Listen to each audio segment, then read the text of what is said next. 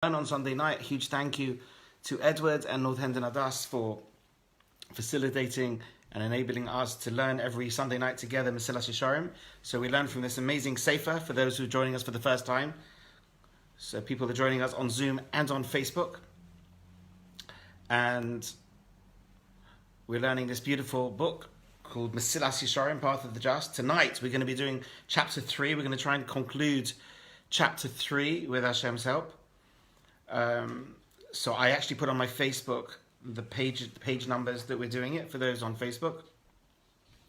And for those on Zoom, you can quickly have a look at the Facebook pages if you don't have your own Mesillas Yesharim. If you have your own, even better. We're doing chapter 3. And we are going to be on right in the middle, where it says V'hu Masha Omrai. So in this edition, for those who've got this edition, it's going to be page 19. But as I said, I put on Facebook the ones we're doing tonight. We hope to try and do 3 pages with Hashem's help tonight. Let's see if it's doable. Let's do 3 pages. Okay. So nice to see you. Welcome. Mitzvah Hashem, in the merit of Yesharim L'Tzato, the Ramchal. He's going to give us the Siyata D'Shmaya. He'll be made it Yosha. That as a result of the Torah, will be made it Yosha, and Hashem shall give us all tremendous Yeshuas as a result of learning tonight. Okay, here we go. Are we ready? Let's do this. Says the Ramchal. So we've learned, so this is the chapter called Zehirus, which means watchfulness. And if it's the first time you're checking it out, go to our YouTube channel, jnetwork613.com, to look at the previous chapters. And essentially the way Mesillas Yesharim works, it's the book.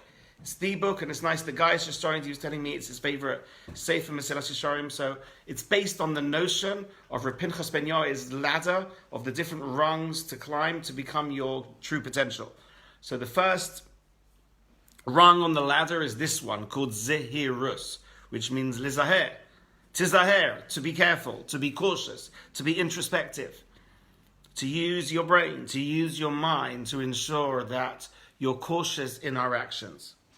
And now we're going to go super deep. Tonight's going to be a bit of a deep one, if that's all right with you. Hope you can manage some depth tonight, everybody. Says the Ramchal, based from a Gemara in Bava Metzia, page 83b. This is what he says. In Hebrew, so from King David writes in Tehillim, chapter 104. I'm sure you know it very well. This verse, Toshes choshech vihi loylo. That we say to Hashem, Hashem, you have formed darkness and it is night. Okay, so King David is saying to Hashem, you formed darkness and it is night. Now what is that just alluding to? It's not just merely alluding to the fact that there's something called nighttime. As the Gemara in Bava Metzia says, Zeh ha'olam hazeh shadoim el-layla.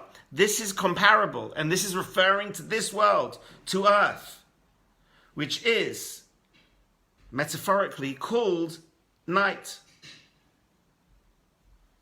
And then he writes something where every letter and every word the Ramchal writes, he's doing it for a reason. So when he says, grasp how extraordinary is this statement of truth for the one who endeavors to understand it, he's telling us that we need to almost like meditate on this verse. Toshes choshech v'hi loyla, that this world essentially is called night. And this is what we're going to be discussing tonight. Why is this world, why is Olam Hazeh called night? You might have thought, sometimes it's called night. You know, when you're going through maybe a tough time, when you're going through stress, during the pandemic, there's night, but then there's lots of light. You know, we have Shabbos and we have blessings, and when things are going well. So normally you would have thought that this world is a combination of day and night. So why does the Gemara say that actually the whole of this world is classified as night? That's a good question, no? Isn't that a good question? Surely only some of this world should be night, not all of it. When beautiful blessings happen, why are we calling it night? So please God, we're going to try and understand this and explain this. So he goes on and says the following now. Well, I'm going to build it up to a page, and then I'm, please God, going to try and explain it in Rabbi Hill language, if that's all right with you. So the next paragraph, he says, for the darkness of the night, what does it mean by night? It can lead to 2 errors of judgment regarding the human eye. There's 2 problems with being out in the dark. number one. It will either blanket the eyes so that the individual will not see what is before him at all. Right? If you go driving at the night, you need to have lights on. If you don't have your lights on, you can't see where you're going. Super dangerous. You just can't see what's in front of you. You can't see the wood from the trees. Literally, you can't see when someone's trying to cross a road at night. If your lights are off, it's not the way to drive. But there's something even worse. That's one issue. So it will deceive him so that a pillar appears to him as a person and a person as a pillar. So there's going to be these two issues, my friends. One, we can't see what's in front of us. Two, you think you can see something and you think it's X and it's Y. You think, it's, as we're going to see soon in life, the problem with darkness is you're misled. You think what you have in front of you is something maybe good for you, and it turns out to be extremely harmful for you. So again, this is critical. Two problems of being in the dark, literally. One, can't see where you're going because you can't see what's in front of you. Two, you're misled into thinking that there's something out there which you think is A, but it's going to be B. There's a disguise. There's a deception going on, unfortunately. And then he goes, the material and corporal world operate in this way. It's the darkness of the night to the eye of the intellect and causes two errors.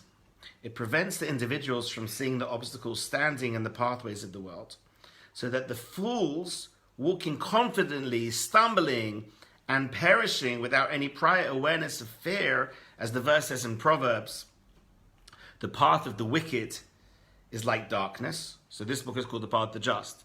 What King Solomon writes is the path of the wicked is called darkness. They know not whereon they stumble. My dear friends, most people in this world are chasing the wrong dreams. They don't even know they're stumbling. They think they're just having a good time and they're just doing the normal and they're just chasing the dream. But their definition of the dream, unfortunately, is not what Hashem's definition of the dream is. So you can have so many people literally oblivious to the fact that they're doing anything wrong. Another verse says, the clever person saw wrongdoing and concealed himself, and the foolish committed transgressions and were punished. Interesting. So we're saying, because if you're clever, you see. The critical fact in this whole chapter is about seeing light, bringing light into your realms, bringing light into this world of darkness. Because without it, you're in the dark. You will make terrible, terrible mistakes. The Yetzer Hara will gobble you alive, chas v'sholom. And as it says in another verse in Proverbs, the fool is filled with transgression and feels secure, because they fools feel as secure as a large structure.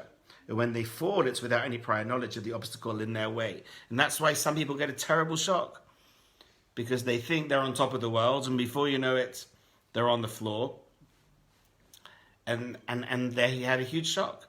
Now, normally that he's really referring to the next world, which we're going to explain soon. When they get to the next world, people are going to be in for a shock. But sometimes it even happens in this world too.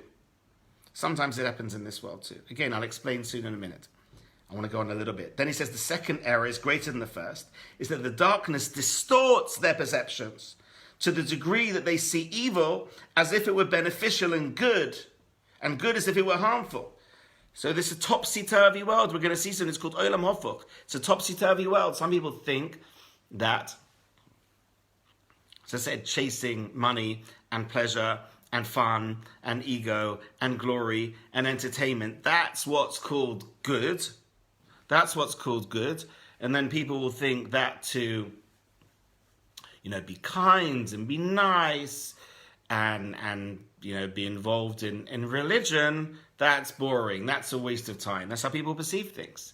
There's this awful phrase in Israel, awful phrase, which you shouldn't even know such a phrase, which is, Al tief fraya.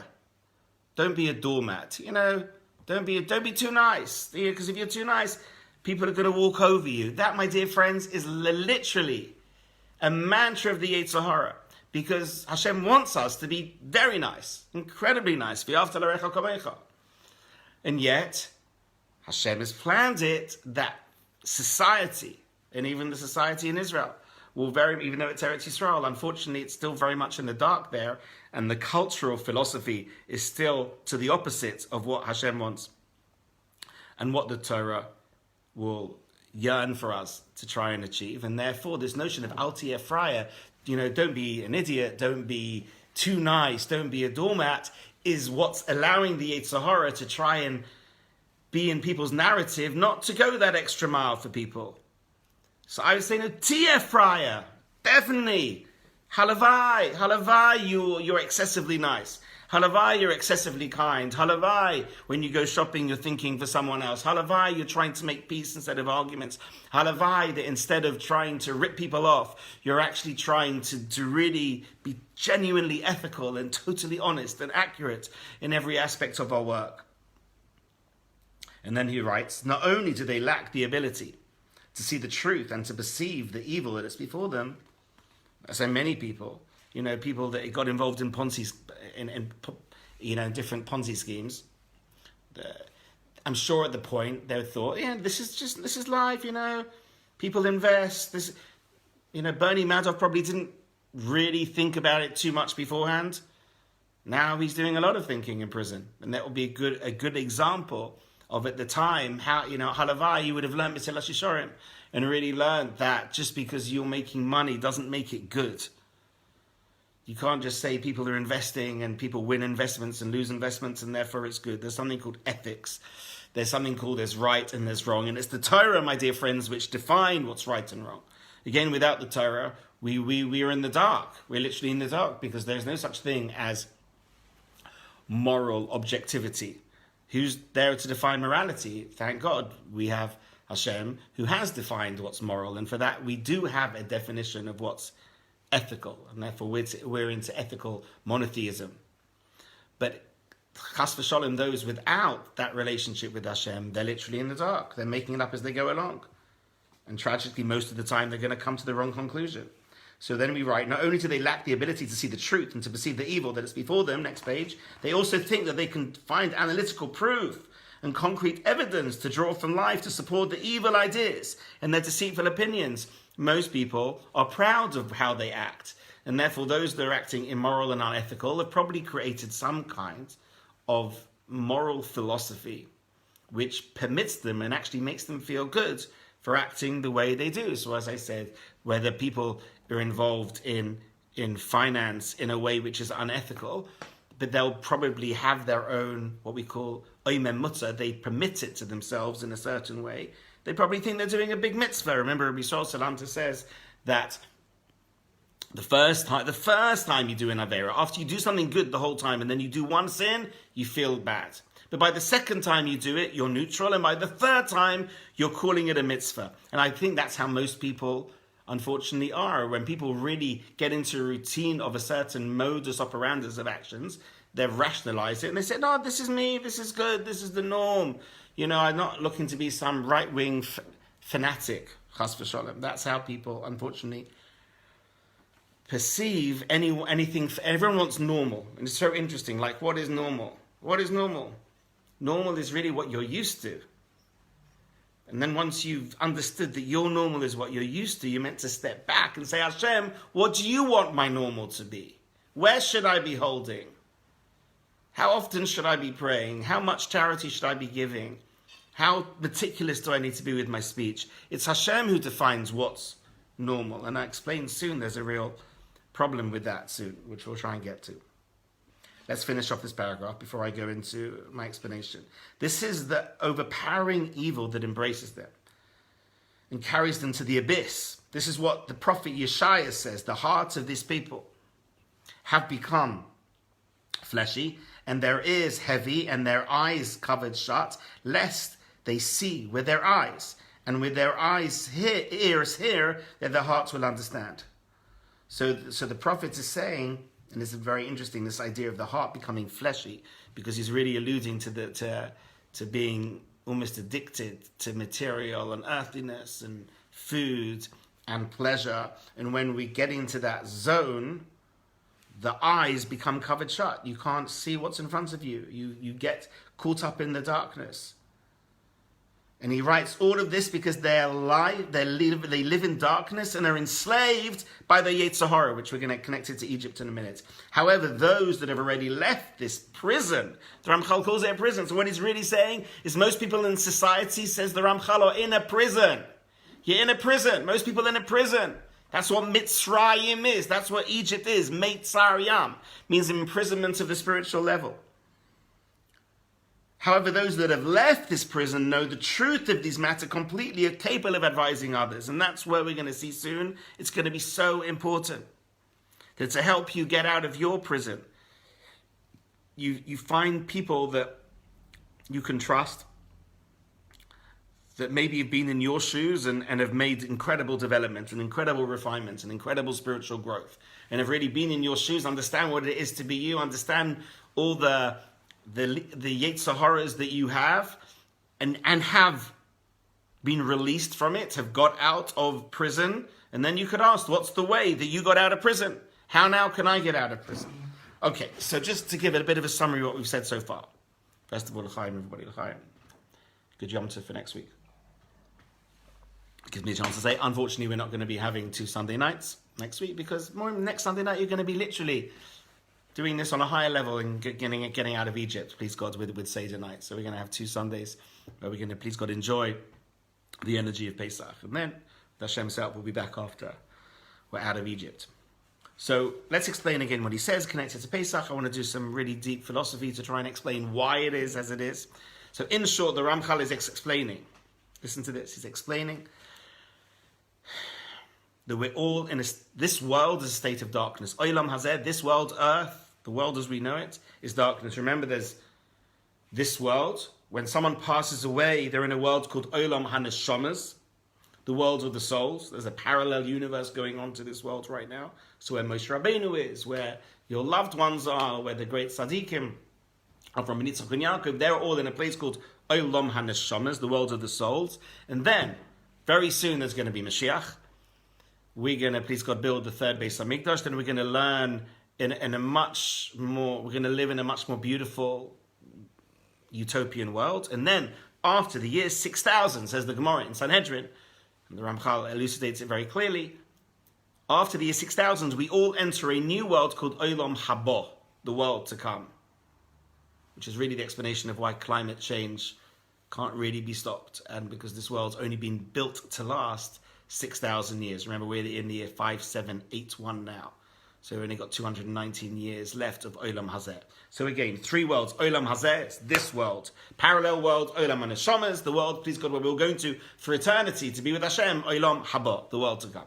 So this world is called Laila, night. Now, why is it called Laila? As I said earlier, you would have thought it's a bit of both. Sometimes it's Laila, but sometimes it's light. It's morning. So let's try and explain. So let's give a quick recap. HaKadosh Baruch Hu, there was just before the world. Go back before the Bria. Go back before the world where there was just Hashem. Can we go back there? Before time. Before there was past, present, and future. Just to the place of Ein Sof, this infinity of Hashem. So you're in this space of Hashem. And then Hashem desired to create. Rotzein lehitiv mitzuva. He wanted to give of his goodness. He has so much love. He wanted to create a recipient for that love. So HaKadosh Baruch Hu created us. He created the world. He created the spheres. He created Gan Eden. And he put Adam and Chava, which were all of us, the whole of mankind's neshama, is essentially rooted in the neshamas of Adam and Chava, explains the Arizal. And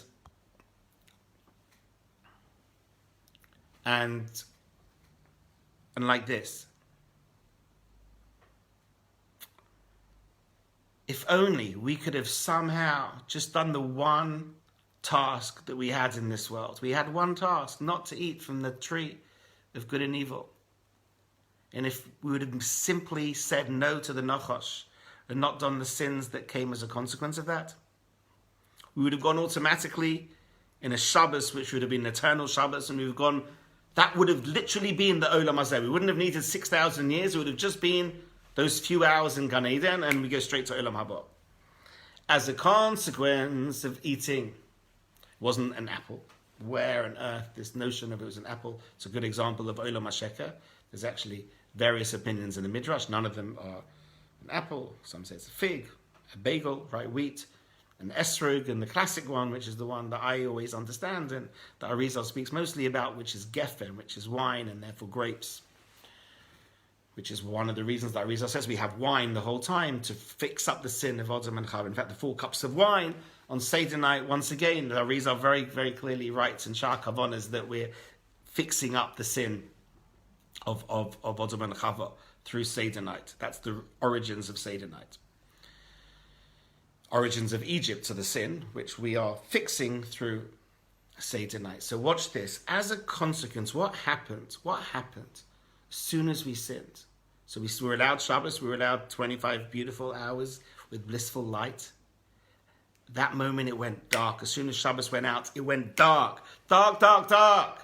In fact, that's why we light Barei Merei Ha'esh and Havdalah. That's why we light the candle, because Adam and Chava needed some light to get just even physical light, which is also Ruchnius light, which is why we light candles, which even next Motzei Shabbat, which is going to be Seder night, it's still, we make Havdalah in Kiddush, and there's 2 different opinions if you should putting the 2 candles together or keeping them apart, but either which way, we still access the light of Motzei Shabbos, because Motzei Shabbos, we're connecting to that first ever light that Hashem shone in a sense, to the world with Adam and Chava. So we're accessing that, and we're meant to have benefit for that, and we're meant to look in our nails, which is also very, very relevant, because the nails are the problem, essentially.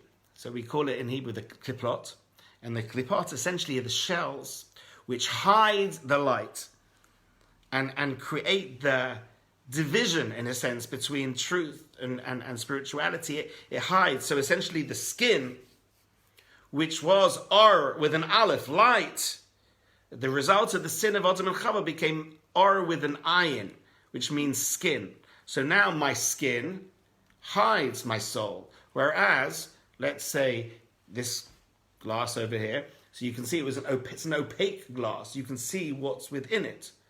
So you see the yellow, you see it's not a cocktail, it's just boring orange juice, right? So you see the orange juice there.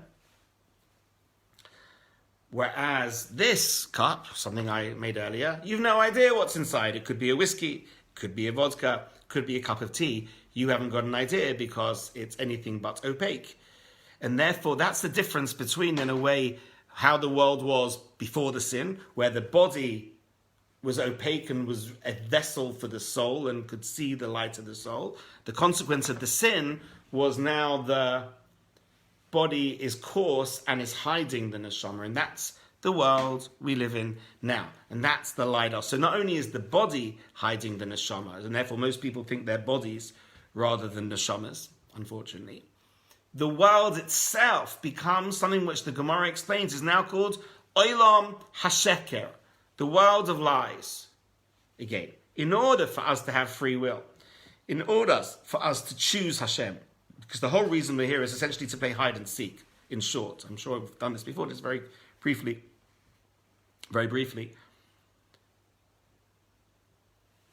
Why Hashem made us is to reveal Hashem in this world. It's called Gilui HaYichud, to reveal Hashem. In fact, the snake explained, says the Nefesh HaChaim, to Adam and Eve, there's no point in you going on as it is, because everything's revealed. Hashem's revealed, your soul's revealed. You're not revealing, and you can't reveal anything which is overt. You know, I can reveal to you what's in this cup if I want to, because you have no idea what's in this mug. Maybe apart from my wife, who probably saw it a few minutes ago. But most people, other than my wife, because women my wife's always right, but other than my wife, no one will know what's in here. So what we're saying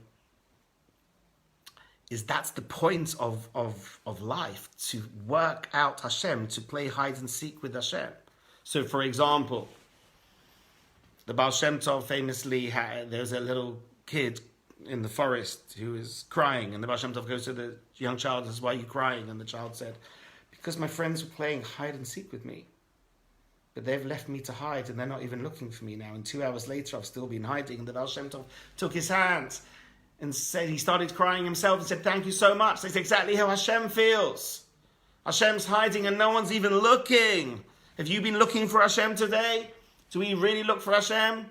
And we're the ones now listening to Mesillas Yesharim. You know, we're going and doing X and Y and Z. And I suppose by looking for chometz, that is in a sense looking for Hashem, which is nice. But generally, if not, we're searching for chometz. We spend so much of our time searching for other things, doing anything but searching for Hashem. In fact, you know, I might have told you this before, they asked the question, how could Adam and Eve have sinned if they didn't even have a Yetzer Hara? As I said, we were this, there was no Yetzer Hara inside. This means that the Yetzer Hara is disguising the soul, and we're pulled by what the Yetzer Hara was. It's called having an internal Yetzer Hara. There was no internal Yetzer Hara for Adam and Eve prior to the sin. So the famous question is, how could they have sinned? So I always give a nice mashal. My daughter Dina used to like, when she was like very young, to sit on the couch and play hide and seek in the very Jewish princess kind of way, which is she couldn't be bothered to hide. So she's like hiding, says, "Daddy, go and find me." So I'm like looking at behind the curtain. "Where are you, Dina? Are you there? Are you there? I can't find you anywhere." And then like 10 minutes later, "Oh my gosh, Dina, there you are." And she used to love that game. And then I chap. That's what the snake said to Adam and Chava. How can you play hide and seek with Hashem and Hashem is revealed? There's no point. And that was the trick. The mistake was that they made, if only we would have just said no to the snake, we would have found Hashem on a much higher level. That would have been it. We would have activated and accessed Hashem and allowed us to be one with Hashem for eternity. Unfortunately, we chose the 6,000 year route. Now, in this 6,000 year route, we're constantly playing hide and seek. And that means that Hashem's hiding. And it's dark. It's super dark. That means even when it's light, it's dark. The whole point of being in Olam Hazeh until Mashiach comes is we're fighting against the tide. The whole tide is going one way, and we've got to go times the other. So there's an idea I like to connect it to. Like it's like a matrix. Essentially, we're in a world where in this world, we think it's really one thing. We think, if you think society, if you watch the news isn't talking about searching for Hashem. It's not saying, and the winner is Reb Chaim Kanievsky. It doesn't say that. It's not saying, and the winner is the person that finishes the whole of the Torah. And the winner is the person that's, you know, checked the chometz the most. It doesn't say that. It's going to say the winner is this billionaire, and this billionaire, and this billionaire, and this politician, and this person who's got a lot of glory and ego. Okay? And unfortunately, success is given for material success. And in fact, there's a whole philosophy out of there. Not only should you not hide for Hashem, there is no God, or something called atheism. And atheism, unfortunately, is very, very popular, even in Israel. Even in Israel, I spend some time. Rabbi Yaakov Hillel asked me to do some work in Tel Aviv, and it's a huge level of atheism there, and pretty shocking. That in the land of Israel, where when I go, you feel such high level of light, but unfortunately, it can be hidden. Even that's hidden for the majority of us, the majority of the time. So this world is called darkness, and we need to know that. Maybe another metaphor that the Gemara calls this world is called Olam Hadimyon, the world of illusion. The world of illusion. In fact, the Maharal says something amazing. He asks, why do we have a dream? You know, when's the last really intense dream you had? When you were really convinced during the dream that was reality? Any of you can think of a good one that you had recently? By the way, the holier you get and the more Torah you learn and the more you pray, then you should start dreaming holy things. You know, one of my chavrusas is telling me the most incredible, beautiful, holy dream. This tzaddik came to him and crazy stuff. So we can actually access holy dreams, halavai. But most don't. And most people, we have dreams. Ask the Maharal, what's the point of a dream? Why does Hashem give us dreams? Now again, the Ramchal explains the reason we have dreams is at times those in the world of the souls, like with my friend Yaakov, can interact and give you a message. Sometimes maybe one of your loved ones has come to you in a dream. A husband, a wife, a father, grandfather. Once my grandfather came to me in a dream. I'll never forget it. And it was so real. And he for sure came. And I went to his grave in Leeds and tried to respond accordingly. But why do we have dreams? Says the Maharal, a beautiful lesson to teach you that when you get to even Olam HaNeshamas, the world of the souls, this world will be comparable to a dream.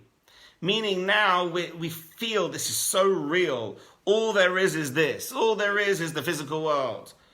We're in March now. We're in a pandemic and it's dark outside because it's London. It's always dark, right? So when it talks about Lila in England, it's Kal V'chomer, all the more so. And you get caught up in the narrative. You get caught up in what your eyes see. And yet the Maharal says, when you get to the next world, a world even before Olam Haba, which is a place where there's eternity, where there's infinity, where you're with their real light, with Hashem, in a way, this world will be just like a dream. So it's to teach us that, not to take this world too seriously at times, which I think is a beautiful idea. But we need to know that this world is called Olam HaSheker.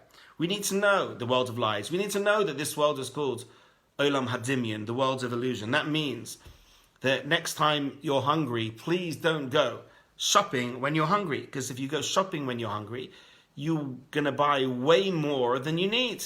Because the illusion and your Yetzer Hara taps into that illusion. You think, I'm going to eat X, Y, Z, A, B, C. And, you probably eaten like 30% of what you bought. And you could have saved so much money if you're going to go shopping when you're not hungry. So it's not to live into the illusion. It's not to let ourselves act according to our Yetzer Hara's illusions, God forbid. This notion of jam today, people it's all I care about is now. What can I do to have happiness and pleasure and money today? That's my focus. That's too many people's philosophy in life. But the Torah is saying the opposite. The Torah is saying, you've got Tariag mitzvahs, you've got 613 mitzvahs. They are what we should be focusing on. They are our ethical framework. They are our moral framework.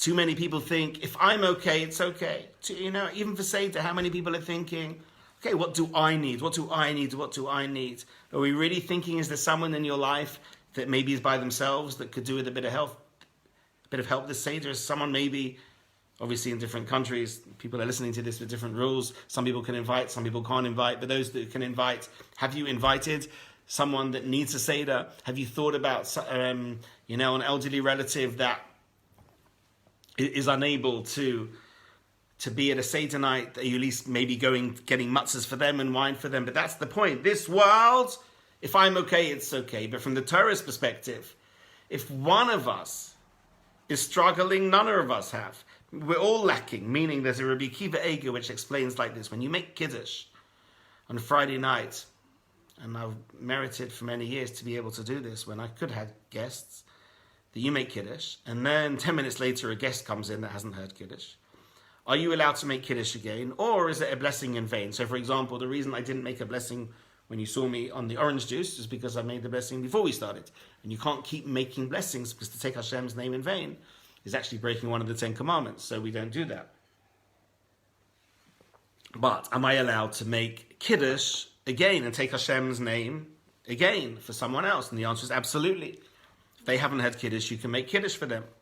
And then 10 minutes later, someone else comes in and hasn't made a Kiddush, you can make Kiddush again. And there were sometimes I could make Kiddush multiple times on a Friday night. Says Rabbi Kiva Eger, why? And he says the most beautiful, beautiful answer.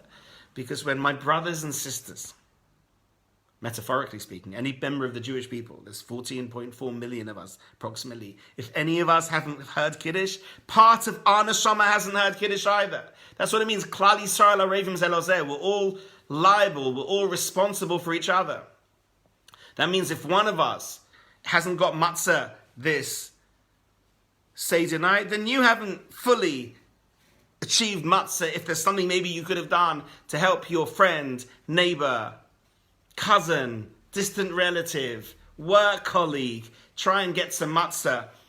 If you haven't done the hishtadlus to try, if you try and they say no, then you've tried, but at least to try. If you tried to give wine For those maybe that don't have wine, that's our chiyuv, that's our obligation. But yet the mantra of the world, the philosophy of the world is, it's all about me. As long as I'm okay, it's okay. But from the Torah perspective, we're all interconnected. We're all interconnected. All there is just really one.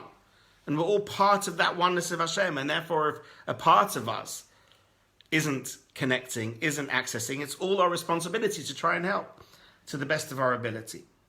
So that's, now you understand. That's why, even in the good times, we're still in this zone of darkness. Yes, we can learn how to have special lit up glasses, which can pave the way for us, can give us light, and can help us go on the right path. And that's really what Torah is. One of the roots of the word Torah is Or, which is light. The mitzvahs are called light. The neshama is called light. Ner mitzvah, the Torah are. So spiritual assets are called light because they light up the way. It's not a coincidence that when we are searching for chometz, the Mishnah and the Gemara explains in Pesachim that you should be doing it, but la'or haner, to find your chometz, you need to look. We haven't have light with you. Even b'dikas chometz, we want you to take a candle, even though we've got electricity, but we still want to take a candle because we're symbolizing and we're connecting to the notion of let's create additional light. Because without that additional light, we can't get rid of the chometz.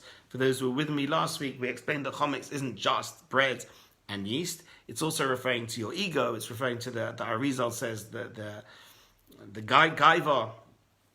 Others say it's the Yetzer Hara. The Zohar says it's Avodah Zarah. So it's referring idolatry. It's referring to all these very heinous things that we need light to go and illuminate our lives, to work out where is the ego in our life, where is the idolatry in our life, where is the evil inclination in our life, and that's really what this chapter is there to do, to teach us to use light, to open up our eyes. You know, this tonight, what we're doing tonight, hopefully, with Hashem's help, is giving us insight, wisdom, light, to light up our day, to light up our life, to light up our mind, to hopefully start, you know, between now and you go to sleep, are you going to be doing the things that Hashem wants you to do, or the things that your Yetzer Hara wants you to do? When you wake up in the morning, there's a way to wake up in the morning. There's a way to wake up in the morning, says the Shulchan Aruch, and jump out of bed like a lion, because if you just like in bed, like, I'm too tired to wake up, maybe I should go back to sleep. You're going to go back to sleep. So even he says, how you get out of bed, there's a way to do it. Then you wash your hands with negel vaser, and you say moda'an, you say Untitled Chapter, and you pray, and we start the day with gratitude. Now we're ready to start the day. So the Torah and Shulchan Aruch gives us the framework and the guidelines how best to have light with us as much as possible. But we need to know the default position is darkness. The default position is this world is going to lead you, it's going to try and lead you to a place of disconnection, to a place of emptiness, to a place of not connecting to Hashem. We're here to connect to Hashem. We're here to have dveikus. Olam Hazeh will try and help you, right? Olam Hazeh will try and help you to do the opposite, to do what's wrong. And then once you start realizing that the default position of society, of the media, of the university system, the schooling system, of the commercial system will be to go almost anti-Torah, to go anti-God, then you start thinking, okay, so now what do I need to do to be on track? Avram HaIvri was called Abraham, who went against the tide. He stood against the tide. The whole world was going in this whole polytheistic journey and believing in many gods. And he said, no, just because you're saying that doesn't mean it's emes. And I know there's only one. So I'm going to teach the world, Shema Yisrael, Hashem Elokeinu, Hashem Echad. It's just one. And he taught ethical monotheism. That's what Avram Avinu brought to the world. So that is what the Ramchal is explaining. And obviously with what we're, please God, going through with Pesach, this is really embodied and epitomized. Because Egypt is, even in there's darkness and there's real darkness, there's different phases of darkness. So there's kind of darkness when there's no pandemic and the darkness of a pandemic. There's darkness when things are kind of going seemingly swimmingly in your life. And then there's darkness when everything's going pear-shaped. Different phases. So Mitzrayim means mostly, and this is the key thing, the Ramchal said it, when you become a slave to the Yetzer Hara. So when everything your evil inclination wants, you do. It says jump, you say how high. It says I want to eat that, you say sure. I want to say that, sure. I want to react with anger there, sure. That's how the Yetzer Hara tries to trap us. That's what we call real Egypt. Someone said to me last week, we talk about road rage a lot. They say in Israel there's something called supermarket rage. Don't see it so much in London, but definitely in Israel you see it. That you see people starting screaming and shouting in the supermarket. If one person is going very slow at the beginning of the till, all of a sudden everyone's shouting and everyone's screaming. And again, that's the darkness of Olam Hazeh, especially in a place of such spiritual light in Israel. That's why the Yetzer Hara in a way can be stronger to combat, and it's given more strength because we're taught Kol HaGodol Mimenu, Yitzrei Godol Mimenu. The higher you are, the higher your Yetzer Hara is. So the holier a country is, the more chaos can be attached. It's not a coincidence that in Yerushalayim, Kodesh, the holiest of all, there's such tension at times, and there's such intensity, and there's such conflict. So much of the world's conflicts is all tuned in to Yerushalayim because of the holiness. Because as we said, just like with us, Kol HaGodol Mimenu, Yitzrei Godol Mimenu, the higher you are, the higher your evil inclination is. That works for a country as well. So hopefully with that, now we can go forward and continue. So just one last thing, and on Seder night especially. Seder night is an incredible gift that Hashem, kind of for one night only, gives you some light, which is unlike normal light.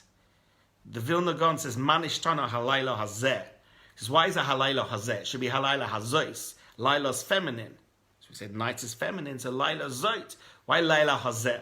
Says the Vilna Gaon, because that's what we're asking. We're saying, Man ishtana halayla hazeh. What is tonight? The light coming from tonight, it's not moonlight, it's sunlight. Amazing thing, no?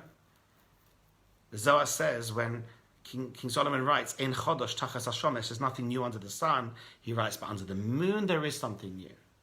So the moon generally, there's the idea of waxing and waning.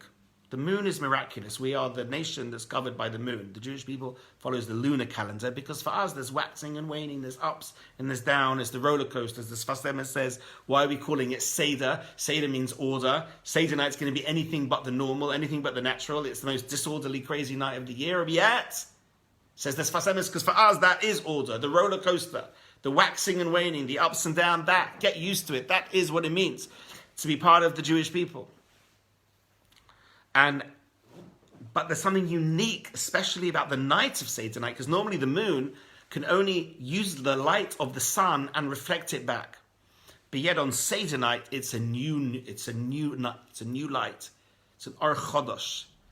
It's a sunlight, meaning it's a light which can literally catapult you out of Egypt, can free you from Egypt. The goal is not to commemorate, to look back and say, 3,333 years ago, it's all the threes this year, we came out of Egypt. It's to say that, but also to say we have the opportunity with Hashem's help to get out of Egypt this year. This year, today we can get out of Egypt. The same way that Avram Avinu kept Pesach before even we entered into Egypt, never mind coming out of Egypt. We have to tap in to going out of Egypt in the same way that Avram Avinu did it, and to hopefully get us out of the darkness and the confusion of the world we're living in. And this is what I want to ask you to do, because now you've been learning with me for a while. A certain point in the night, in the Seder, maybe in Ma'ariv before the Seder or davening afterwards, sometime on that amazing energy of the 15th of Nisan, and if you're lucky on the 16th of Nisan as well, if you can access it again on second night Yom Tov for those who are not living in Israel. Ask Hashem and ask yourself, what are you capable of? You see, when it gets really tricky in life, is the Yetzer Hara confuses us so much and keeps us in the dark at our own potential. It really spoils our potential. It confuses us, it destabilizes us. It's telling you, I can't really achieve that. That's what the great righteous tzaddikim achieve. What am I? I can't achieve that. But Seder night is one night you can really be honest with yourself, and your Yetzer Hara is more on mute. There's an amazing opportunity to access the real light. There's more light, that's the point. We're saying the problem, there's darkness in the world. So when we're learning Torah, there's some light. Shabbos is some more light. We light the Shabbos candles. Yom Tov light, but Seder night, a bit like the lights of Yom Kippur, there's no light like it. It's the brightest it can be. I remember sometimes I'm able to the world will look different, and you should look different. One of the problems sometimes is trying to, if anyone have done the high jump, any of you done the high jump? So to do the high jump, you've got to decide where you're going to place the bar to then jump over the bar. And we tragically normally put the bar way too low. I can't get there. Really? Can I never speak Lashon Hara? So, my dad was born in Fallowfield in Manchester, and for the 49 years that I knew him, I never heard him speak Lashon Hara. So you can, in today's day and age, never speak Lashon Hara. It's possible. So many people say, impossible. I can vouch and say, I know someone that was called my father, he didn't speak Lashon Hara.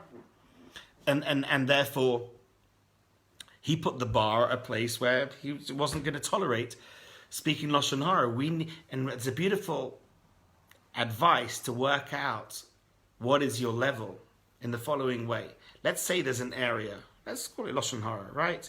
And let's say you've got a friend of yours, and when you're with that friend, they're going to speak Lashon Hara, it's going to be a Lashon Hara. But you're thinking, I'm not in that place, I'm going to cut off my friendship, I'm not going to speak to him, I'm going to really embarrass myself and change the topic. Ask yourself, if it was your son, would you want your son to be having that gossipy, slanderous chat with that man? Or would you hope that he wouldn't? Would you think, nah, he's too good for that? Because what you want for your child, you really want for yourself. It's just a great litmus test to work out where your level is. Because what you want for your children is really what you want for yourself, but just what you want for yourself is complicated and confused, because the Yetzer Hara is going to get in the way and try and manipulate and try and confuse you and deceive you and have physical desires that gets in the way, but you don't have that it's a bit like, let's say, smoking. It could be that you're struggling to quit smoking, but you wouldn't want your child to smoke. So the same area with other areas of your spiritual growth. So let's just do a little bit more. Let's see if I can finish the chapter. So back to the book, page 20. So then he bears this beautiful metaphor. This calls to mind a garden in the shape of a maze that's been planted for amusement and is familiar to the noblemen. In this kind of garden, the hedges are arranged like walls, and amongst them, numerous parts, confusing and interconnected, one of the same and the next. I'm sure you've, maybe especially those of you who are in England, have been to these beautiful country manors with the maze in the garden. Any one of you walked in these? Where you don't know, they all look identical. There's no way of knowing how to get to the portico in the middle. So the goal, says the Ramchal, of someone walking through the maze is to reach the gazebo in the center of the garden. Of these paths, some lead directly to the gazebo, but some deceptively lead a person further away from the gazebo.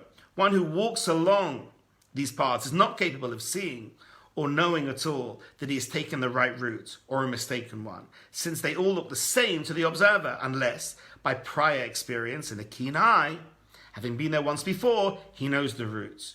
So now one who stands on the gazebo sees all the paths before him and discerns the correct ones from the false ones and is capable of forewarning those who are walking through them. This is the route to take this one. Any person willing to place his trust in this individual will reach the designated place. But one who is not willing to do this and follow his own eyes instead will surely remain lost and fail to reach it. An amazing, amazing paragraph. So the Ramchal is explaining, we're all living in this maze, in this matrix, in this gazebo, where there's all these parts, and Hashem wants you to get to the final path, which is to your fulfillment, to be metake in your potential. But yet, you're going to have competing desires, competing wishes, competing paths. Maybe your spouse wants you maybe to do something a little bit different, and your parents want you to do something different, society wants, and your boss wants, and there's all these competing, and your Yetzer Hara definitely doesn't want you to get to the right path, so you're constantly confused, and you're starting to go down the routes which aren't going to lead you to self-fulfillment of your potential. So what do? Number one, we have to get some light on, and the light is through the Torah. So we're going to put the Torah on. You're going to read books like Mesillas Yesharim. That helps us using our brain and our mind to try and work it out. But he's saying something very, very deep here. He's actually saying if you just want to do it even just with your eyes and just with you learning, you still won't get there. You need to have relationships with people who've been there, seen there, done it, got the t-shirt. It says in Pirkei Avos, Asei lecha Rav. Make for yourself a Rav. But also, Knei lecha Chaveh. Acquire yourself a friend. There's two things. You need a peer that you can spiritually be inspired by, that gets you, that's been there, that's walked the path, that's made mistakes, and we can help advise you not to make the mistakes. And also a rabbi or a rebbitzin who also, their job is almost like to be a helicopter almost, and to kind of to go like a helicopter. Can you imagine if you're in a helicopter and then you can see all below and you can see all the mistakes that everyone's making, so then you can genuinely give beautiful advice to different people. And that's the trick. Shlomo Melech says, you've got to educate a person according to his way. It's not the same advice to everybody. What's the point of that? It's wrong. Everyone's got their unique ways around some path. One path is good for one, bad for another, and vice versa. Everyone's got different almost solutions to their challenges, and you need a mentor that has that breadth, that's seen many, that can individualize you, that knows you and gives you the advice for what you need for you. And only then, says the Ramchal, you can succeed. Let's finish it now. And then he says, the same is said for this matter. He who has not yet ruled over the Yetzer Hara is like one lost along the paths of the maze, unable to differentiate between them.